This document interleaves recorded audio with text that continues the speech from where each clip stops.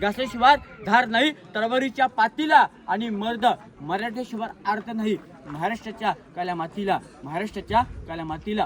पुण्यश्लोक छत्रपती श्री शिवाजी महाराज की जय. बघा सर आता सर आपण सोडून किल्ला बघत आलो. ही रायगड किल्ल्याची पूर्णपणे पाठीमागची साईड होती. आता आपण ज्या ठिकाणी उभे आहेत ही रायगड किल्ल्याची समोरची साईड आहे. जी आपल्या समोर आपल्या राजांची मूर्ती आहे. मावशी जरा एक मिनिट ओ मावशी हळू बोला. जी आपल्या समोर आपल्या राजांची मूर्ती आहे. ही आपल्या राजांची मूर्ती राजांच्या राज दरबारामध्ये बसण्यासाठी आणली होती. पण राजांच्या मूर्ती एक चुकून निघाली तेव्हा राजांची मूर्ती बाहेर बसवली.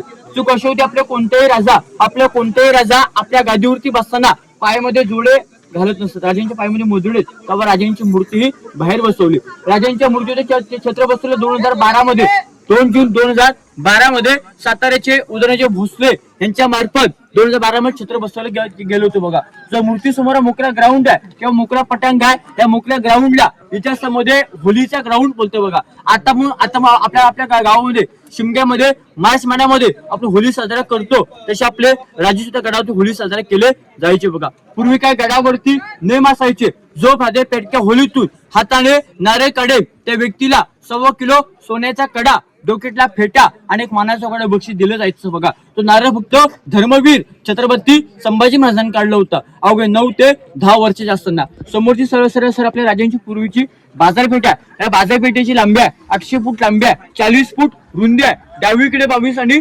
उजवीकडे 22 अशी 44 दुकान आहेत. दुकानाची रचना समोर दुकान लावायचे त्या पाठीमागे सामान स्टोर करायचे आणि त्याच्या पाठीमागे स्वतः ते राहायचे. अशी पुरा राजांची पूर्वीची बाजारपेठेची रचना असायची.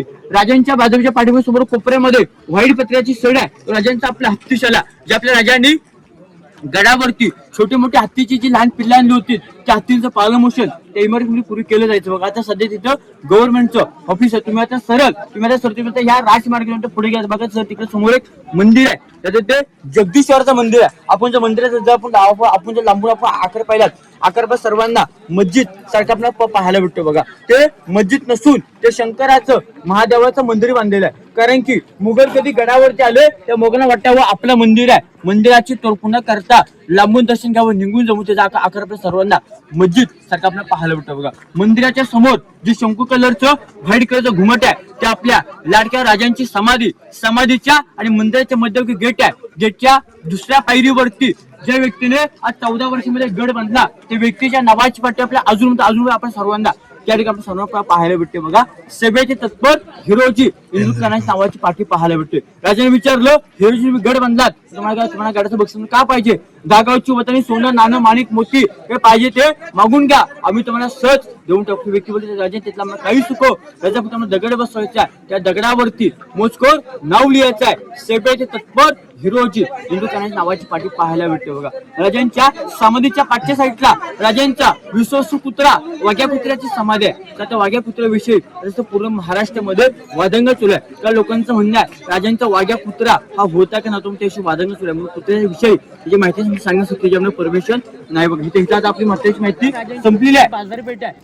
या बाजारपेठेची लांबी आहे 800 फूट लांबी आहे 40 फूट रुंदी आहे. डावीकडे 22 आणि उजवीकडे 22 अशी 44 दुकान आहेत. दुकानाची रचना समोर दुकान लावायचे बीचमध्ये सामान स्टोर करायचे आणि त्याच्या पाठीमागे स्वतः ते राहायचे.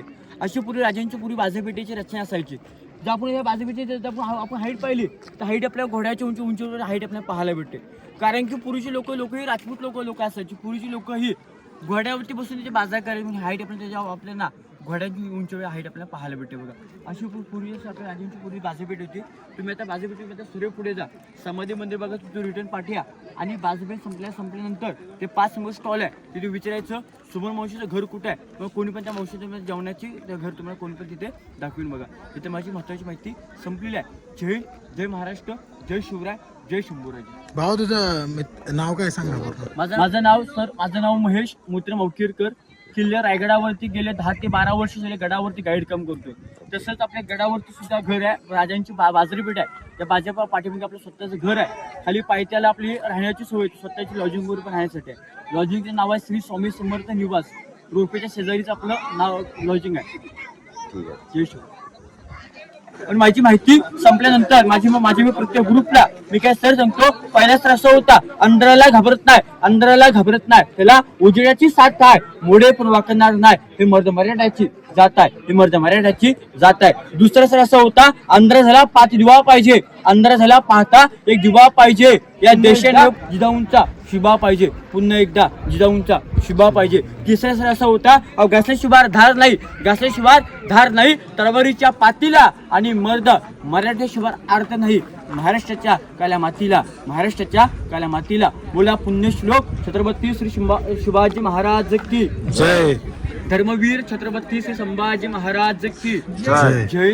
जय महाराष्ट्र, जय शिवराय, जय शंभूराजे.